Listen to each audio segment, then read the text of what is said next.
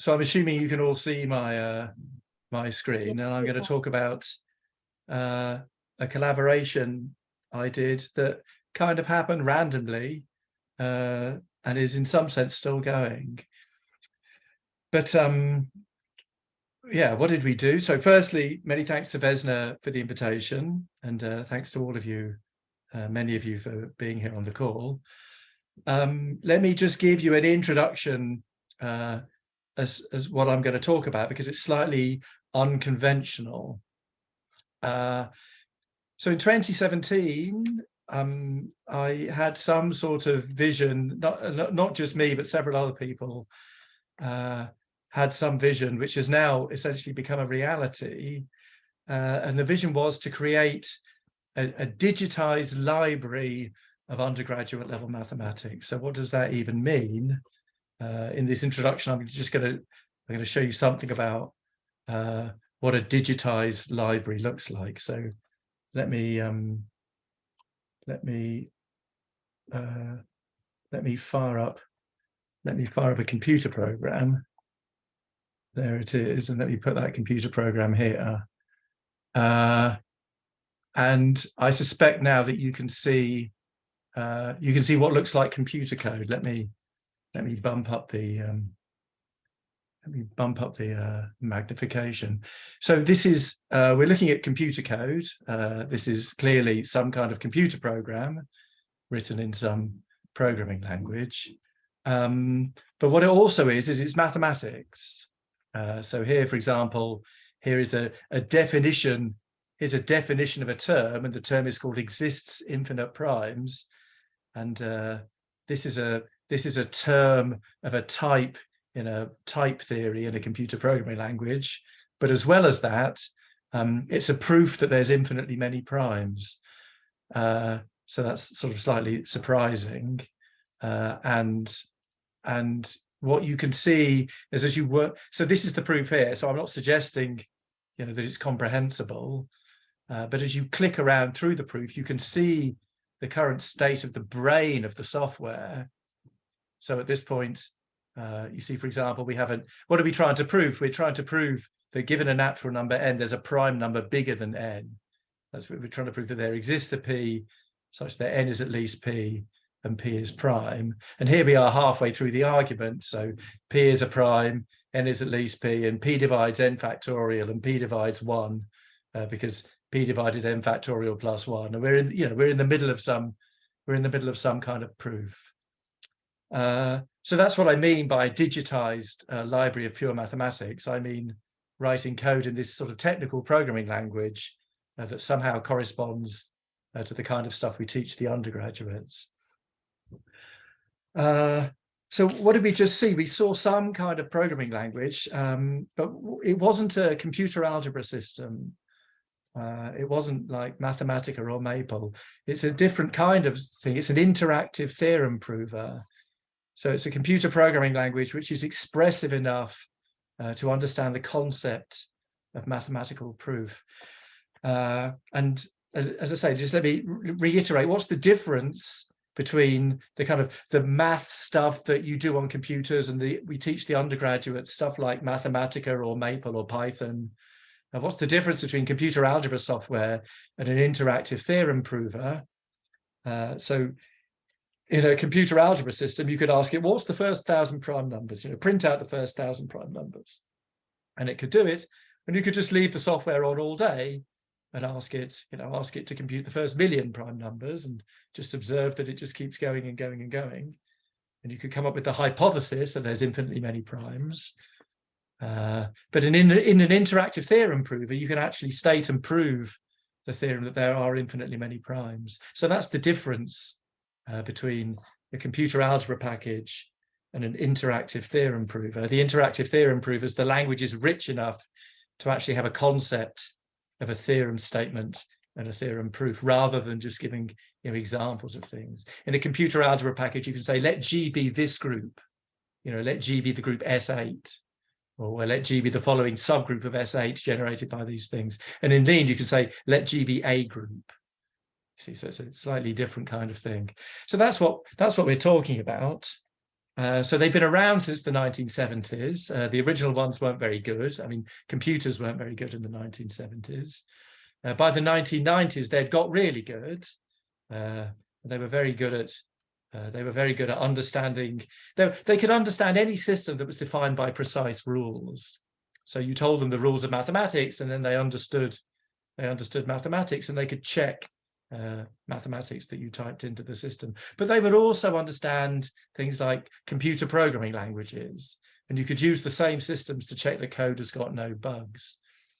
And code not having bugs, that's like a multi-billion-dollar, that's an industry, really. And so who was actually using these systems that could do undergraduate level mathematics in this sort of weird new way? Mostly it was computer scientists. And the kind of mathematicians that were using them tended to be people interested in the foundations of mathematics. They would experiment, they would change the axioms slightly, and and see what happened. So sort of people like a professional number theorist would have no need for these systems, really. Firstly, because they couldn't really do anything, and secondly, because what was the point of them anyway? What's the point of digitizing mathematics? So as a result, even though they've been around for a long time, there was no sort of, I'm an algebraic number theorist, and there was no basic algebraic number theory. None of these systems, they were all capable of learning it, but none of them knew any anyway, because they weren't generating this stuff themselves, right? This isn't ChatGPT. This is a computer programming language, and you write the code yourself. So in 2017, a mathematician, Tom Hales, he suggested that maybe teaching one of these systems, sort of the definitions of modern mathematics, so some hard modern definitions, maybe not big theorems, but some hard modern definitions, would be an interesting project. And so this sort of inspired me to get interested in the area, because I'm a mathematical researcher. I'm interested in advanced algebraic number theory, and Hales was suggesting that we could at least teach these systems to understand the question.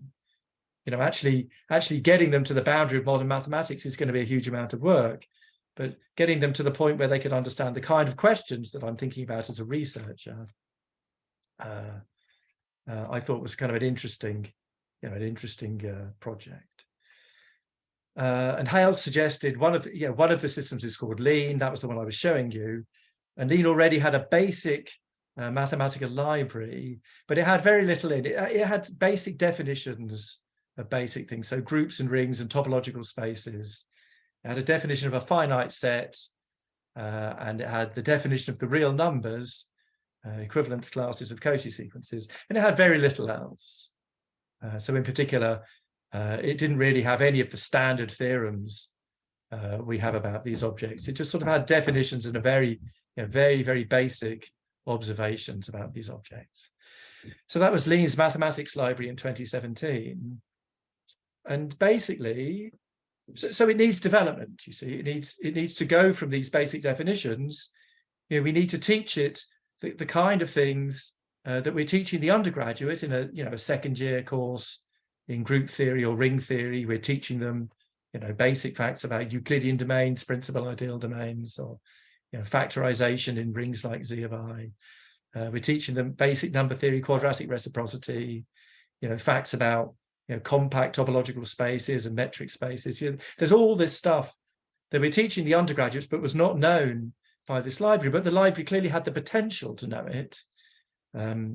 It's just that the area was dominated by computer scientists, and the computer scientists had no interest in teaching the library these things.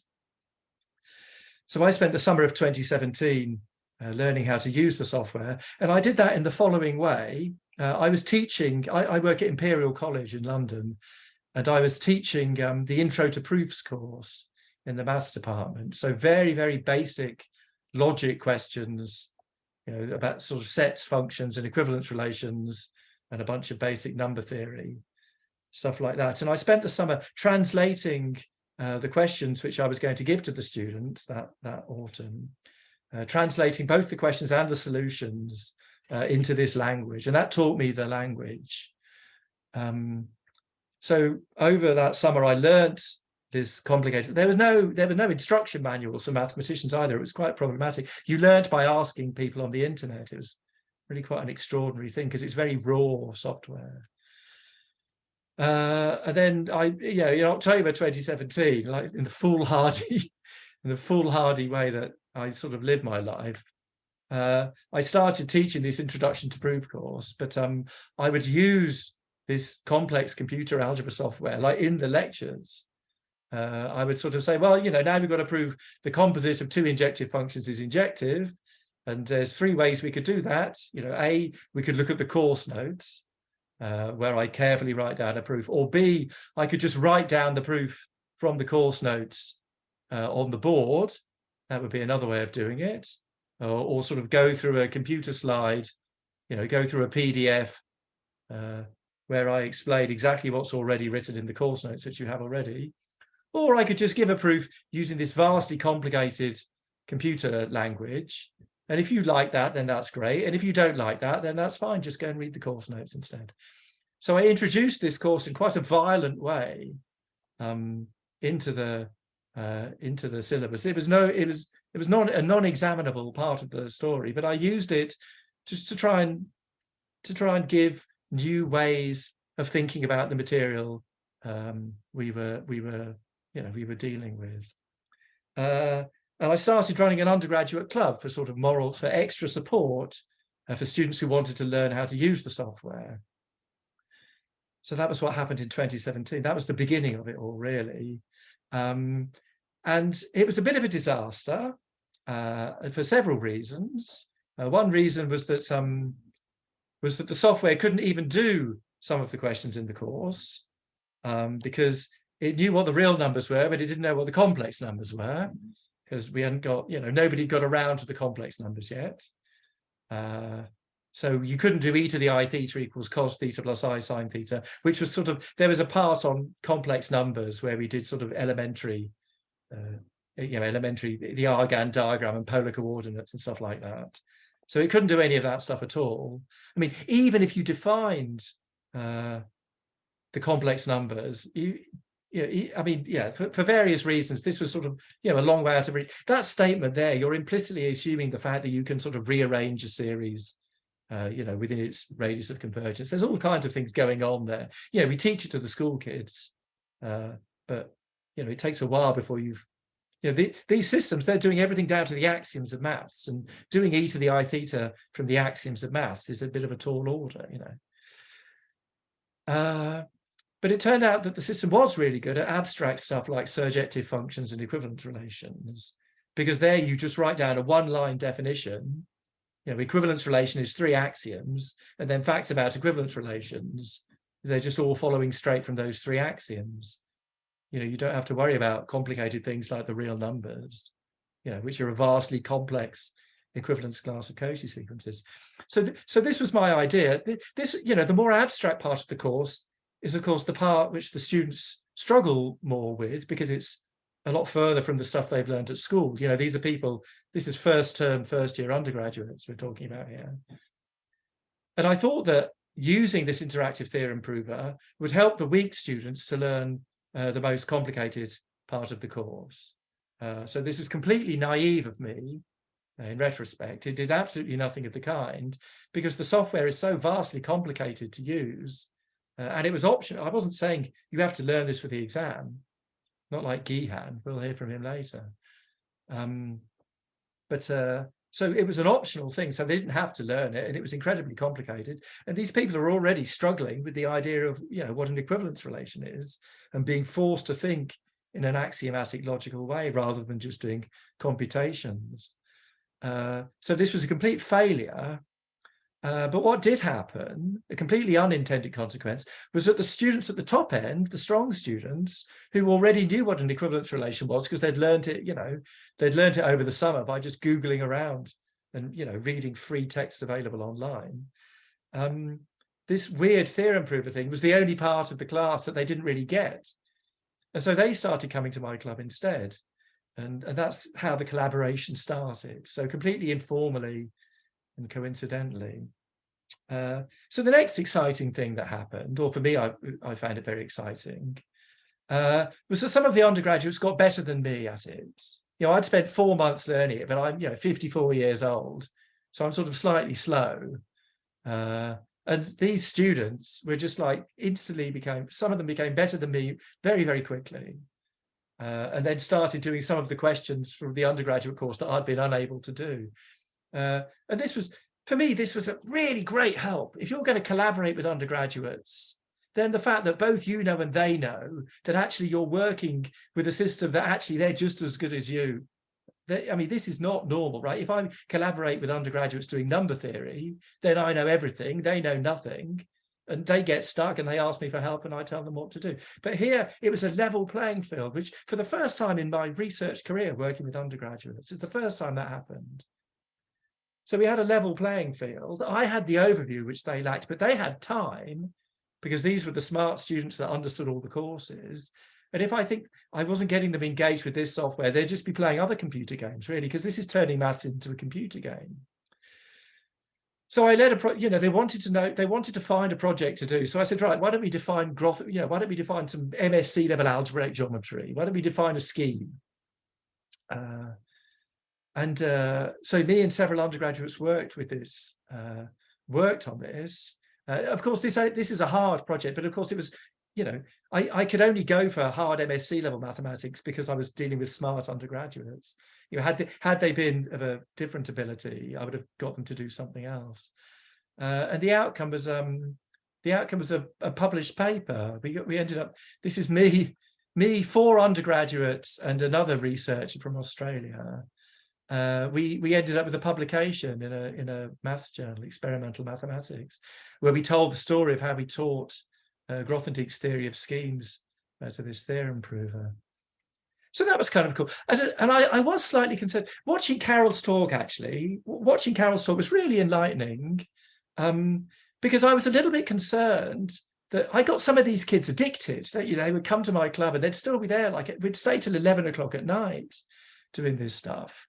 And I was a little bit concerned that these students could be doing their homework, but they're playing this computer game with me. We're teaching advanced mathematics to the computer. And I was a little bit worried that they'd all fail their exams.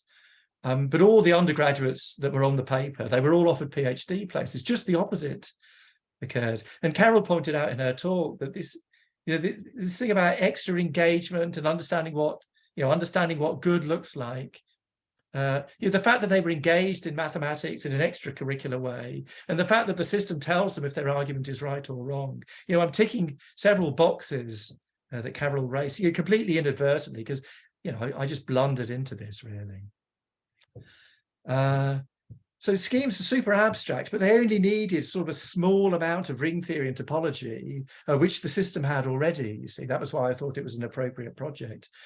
But what about the general area of, like, what about vector spaces? What about complex numbers? The system knew what a scheme was, but it didn't know what the complex numbers were. Didn't know what matrices were. There was a huge amount missing that was appropriate, not necessarily for the smartest students, but just for sort of, your run-of-the-mill undergrad, your enthused, engaged undergraduate. So I applied for funding from Imperial to take this experiment further, and they were extremely receptive. They gave me money to hire a postdoc who could come and take a look at what I was doing and tell me if I was crazy or not. And they also gave me money to fund 14 undergraduates to work with me that summer 2018. So as I say, a lot of this would never have happened without Imperial College's, realization that trying to do something new was sort of something worth chasing. So summer 2018, I funded 14 undergraduate students, and we worked as a team together. And as I say, I was definitely not the best person at this programming language, even by the beginning of the summer. Some students had way overtaken me by this point. But these undergraduates, they just worked with each other. And we didn't do fancy MSc level stuff. The first years did the stuff that they've been learning in first year, and the second years did the stuff they've been learning in second year, and so and some people did stuff that they were going to learn next year. And we spent the summer just teaching this system, part of an undergraduate mathematics degree. So I should say the way I'm speaking about it, it makes it sound like it's my project, but it's not my project at all. Lean's Maths Library is an open source project. So a lot of the people using it happen to be from Imperial College, but as the thing was getting bigger and bigger, more people from all over the world were joining in. And it certainly wasn't just me and the Imperial undergraduates driving this maths library. There were probably 100 people involved by this point, and now there's several hundred involved in 2023. So this is contributing to an open source software project. And I think a lot of the students really like that idea. And another thing I did, which I did very differently to previous undergraduate projects I've been involved in, was that I did not care at all how good the student was. Anybody who wanted to get involved, I just basically said yes to the first 14 people. And then everyone who asked me after that, I said, well, you can come in, you can join in if you want, but there's no money left. So I ended up with some sort of weak but engaged students. And to be quite frank, those are the perfect people for these projects. And the undergraduates just taught the system, linear maps, matrices, primes, which primes are the sum of two squares, every positive number is the sum of four squares, quadratic reciprocity, we did fundamental group of a topological space, just random things from the undergraduate curriculum. So we just grew this library together with many other people growing it. And we didn't get a publication out of that. But the students did all get to say, I contributed to an open source software project and I learned some mathematics over the summer. Because, of course, you think you know something, but then you start teaching it to the computer and you realize that your understanding is perhaps more shaky than you thought it was, right? Especially if you're an undergraduate, you kind of think you understood what the lecturer said, and you could even copy out what the lecturer said in the exam if the exam asks you to state and prove theorem X. But when you start teaching it to the computer says, well, you say that's obvious, but you just said, well, choose an element of this set. How do you know this set is non-empty? And the students are like, oh, it never mentions that in the proof. And they're just like, yeah, this proof's got a slight gap in it. I never noticed that before. So it was quite an experience. And as I say, what the students got to say was, A, I learned this weird piece of software, but B, I authored some software and in a public repository. And then after that, I taught this Intro to Proofs course again in October 28. And Xena, one of your colleagues at Southampton, she had just graduated, she'd just done a PhD with Paola, and she came along and watched what I was doing, because I still did the Intro to Proof course. And I still was attempting to use Lean in this Intro to Proof course. And she wrote a paper about it. You can read her. There's her paper with Paola, both of whom I think are on the call. This is one of the two papers that came from that Imperial money. So let me wrap up. But yeah, the outcome, the conclusion of the paper was that I was in some sense being too ambitious, but I should somehow start trying to change what I was doing.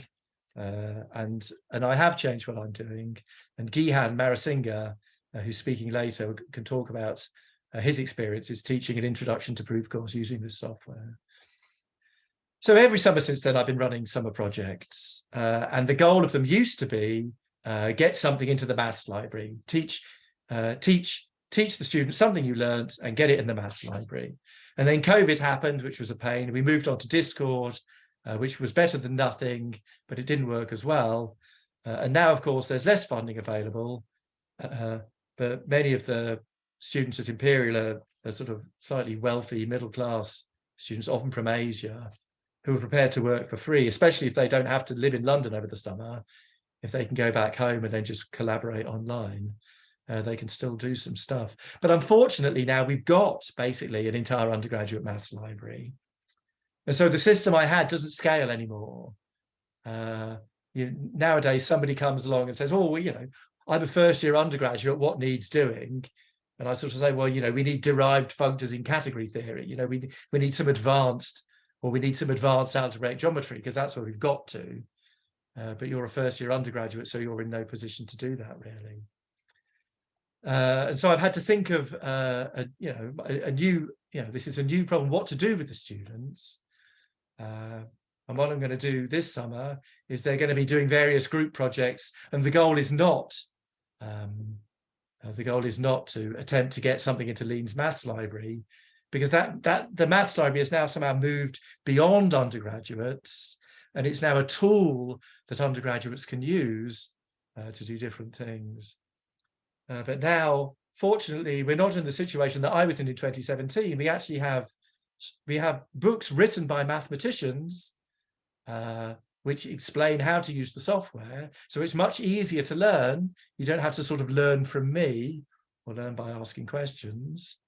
So that's mathematics in Lean, which is something that undergraduates could learn. And we've also, one of the things I did was I made a game, the natural number game. This is part of our,